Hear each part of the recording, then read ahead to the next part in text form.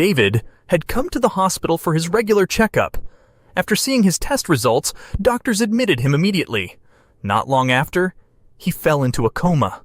Upon further investigation, his doctor found out that there was reason to believe his wife knew something about it.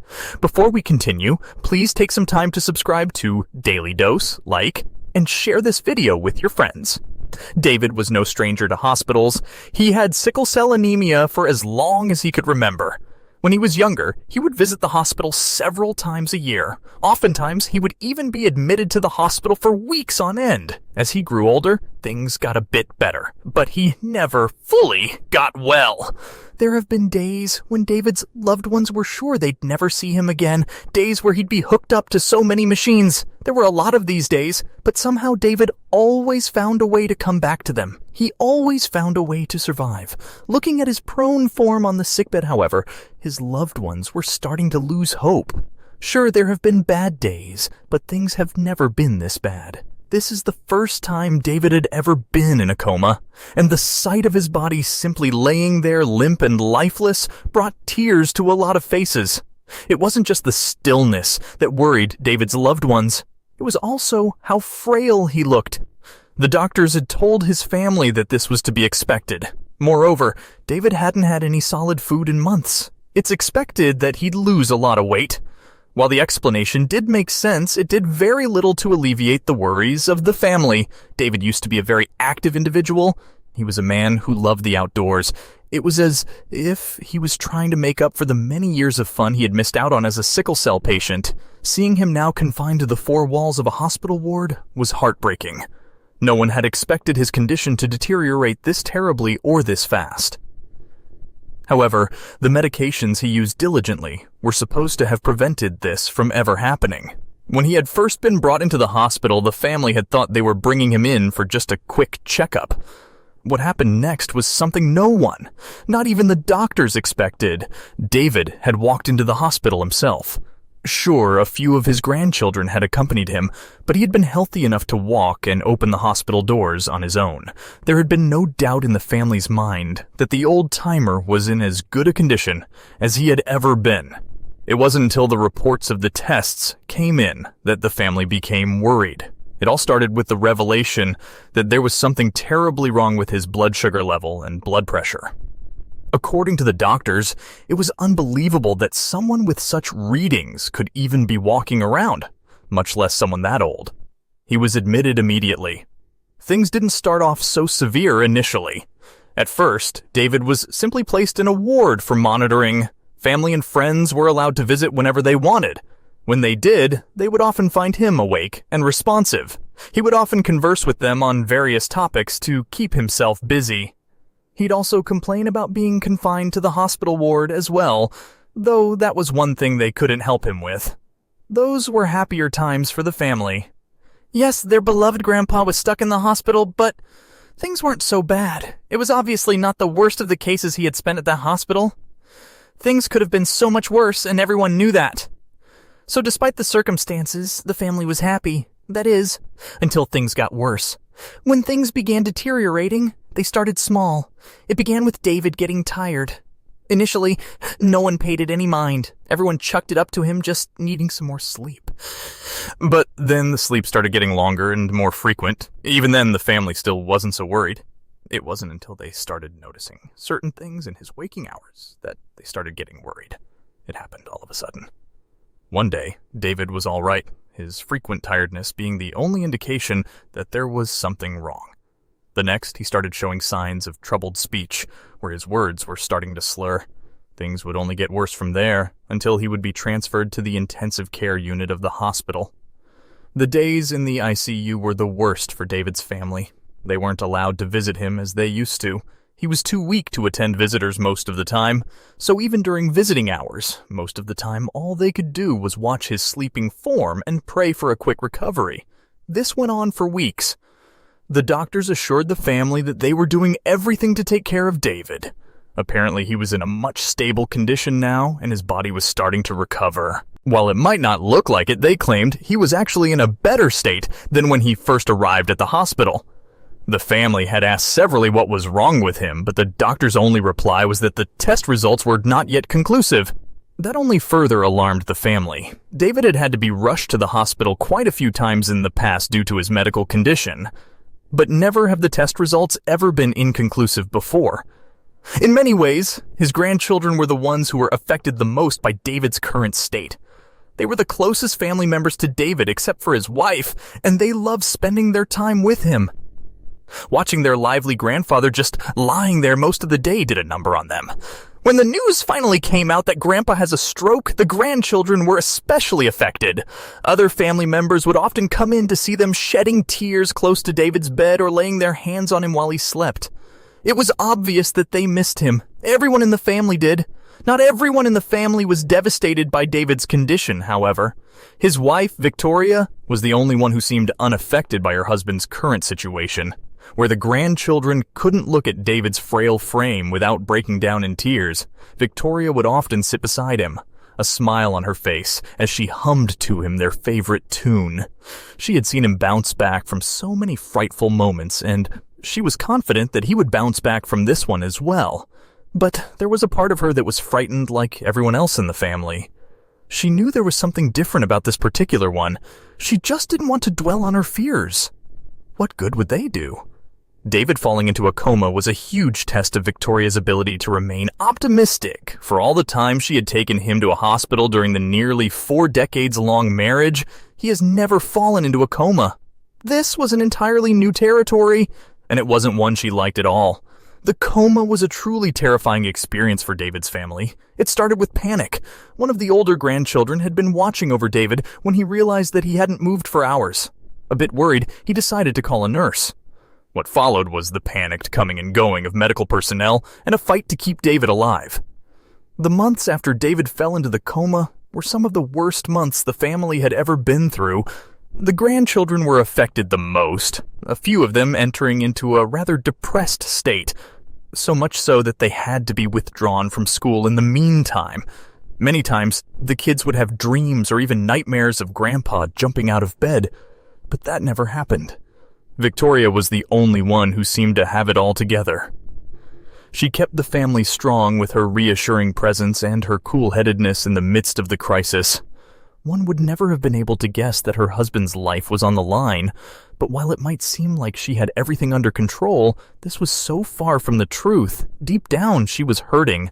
The love of her life was in a coma, one that she wasn't sure he would ever get out of. While no one in the family knew it, there were so many times when Victoria locked herself in a closet or one of the hospital's toilets to cry her eyes out. Also, her husband was fighting for his life, and for some reason she was afraid it was her fault. Tired of carrying such a burden on her heart, Victoria decided to speak to one of the doctors about it. But first, she still had a feeling there was something the doctors were hiding. If there was, then she couldn't trust them with the information she wanted to share without knowing what it was they were hiding. One faithful day, she confronted one of the doctors about it. At first, he was reluctant to share anything except what the family had already been told to Victoria. But she was a really persistent and persuasive woman. It took some pressure, but soon enough, the doctor finally gave in and told her the truth. Picking up one of the test results, the doctor showed it to Victoria. Without the doctor's assistance, she'd most definitely not have been able to make anything out of it, but with his explanation, she was able to follow. What the results said was disturbing. Her husband had been poisoned. Victoria couldn't wrap her head around the news. David was an angel. He was loved by everybody, young and old, male and female. Who would ever want to poison such a man? Also, this was the one question that haunted her consistently every moment she spent with his still form in the hospital. Veronica spent a long time thinking about the matter, wondering who might have wanted her husband dead. Then it clicked. Having figured out a possible explanation, she ran over to the doctor to share what she thought with him. Explaining her thoughts to him, the man was amazed and impressed. He thanked Victoria for the useful piece of information. While the doctors were busy trying to figure out how to best apply the information provided by Victoria, she decided to spend the time with her husband. She wanted to beg for his forgiveness. If her suspicions were right, then she was partially to blame for the state he was in. The thought ate her up inside, but there was nothing she could do but pray that the doctors succeed. It didn't take long for her to hear back from the doctor. They had taken the information she provided into consideration and carried out a few tests to be sure if her claims were valid or not. The results were out, and she had to come and see them. Scared, yet hopeful, she made her way to the doctor's office first thing that morning. She had been right. The doctor's report proved that. The doctors now knew what was wrong with her husband. They would be able to start making actual progress with his treatment, and if all goes well, he'd be out of the coma really soon. But with this good news came one bad news as well. She had been right. She was responsible for what was happening to her husband. While the doctors began making the preparations to make changes to how they were treating David, Victoria was busy doing the only thing she could do at the moment: get a lawyer. With her suspicion confirmed, getting a lawyer ready was the only option open to her. However, this was going to make it to court, and she had to be prepared. Explaining the situation to the lawyer, Victoria finally revealed her suspicion, which had been confirmed by the doctors. David had been poisoned, but not by herself or by any member of the family. Instead, he had been poisoned by the pharmaceutical company which produced his most recent medications. Medications she had bought for him. The lawyer was taken aback by the revelation. While Victoria was working with the lawyer to prepare for the impending case, the doctors prepared to start an operation on David. They had gotten the meds that were believed to have poisoned him. On analyzing the medications, it was easy to see why David's condition had deteriorated that quickly. According to lab reports, the medications had not only expired, they also contained some rather toxic chemicals. Chemicals that have been banned from use by the FDA for over 50 years now. Selling medications like this wasn't just illegal, it was unethical too. Everybody involved in the case was going to be in some serious trouble with the law. With the doctors finally having all the information they needed, it was now time to attempt the procedure of reviving David. In theory, the procedure was a simple one. All they had to do was flush David's system of the toxic substance that had been accumulated from the medication. This was much easier said than done, though. The procedure took many hours. Throughout that time, Victoria never stayed far away from the operating room. Thankfully, the operation was a success. All that was left for the family to do was wait and see. It took a couple days, but finally, David woke up. He was a lot leaner and frail-looking, but everyone was so happy to see him alive again. His grandchildren were the most excited to see him, while everyone in the family was celebrating David's recovery and spending time with him. However, Victoria was nowhere to be found. This didn't escape David's notice. Asking after her, the doctors told him everything that had happened and how Victoria blamed herself for his condition, despite the fact that she wasn't responsible for it in any way. Victoria had been told that David was out of his coma. She was so happy to hear the news and wished so much to see her husband, but she still felt guilty. She knew that she wasn't responsible for putting him in a coma. That was the fault of this pharmaceutical company that made those terrible medications available for public consumption. Yet she couldn't help but feel like an accomplice. She had been the one who purchased the meds. She had been the one who gave him those pills each day. Essentially, she was the one who poisoned him. The doctors and her lawyer didn't feel the same way, though, and neither did the police. At first, when they arrived, Victoria had the irrational fear that they were here to take her away. But they weren't. Instead, they were there to get her statement. She was a witness in what was now a big case. In fact, she was considered some sort of a hero. She had single-handedly blown the lid of an operation that had probably caused the death of hundreds, if not thousands, of citizens. Following the testimony of Victoria, the officers were able to get hold of the first suspect.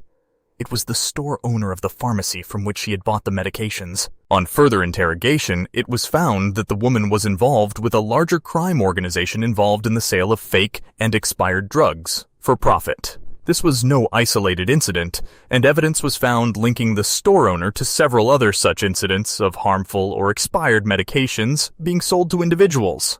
This was an organized crime with a large, widespread network, and the police on getting to the bottom of this case. And it was all thanks to Victoria. Having finally been able to get the people involved, Victoria no longer felt guilty. Heading straight to the hospital from the police station, she sees her husband awake and active for the first time in several months. Overwhelmed with emotions, the two lovers embrace and shed tears of joy at once, again being given the opportunity to share some more time together. In just a few weeks, David made a full recovery and was discharged from the hospital.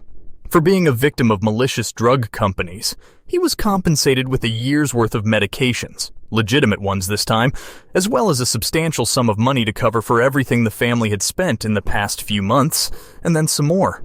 Finally, after months of misery, the family was back to being happy again.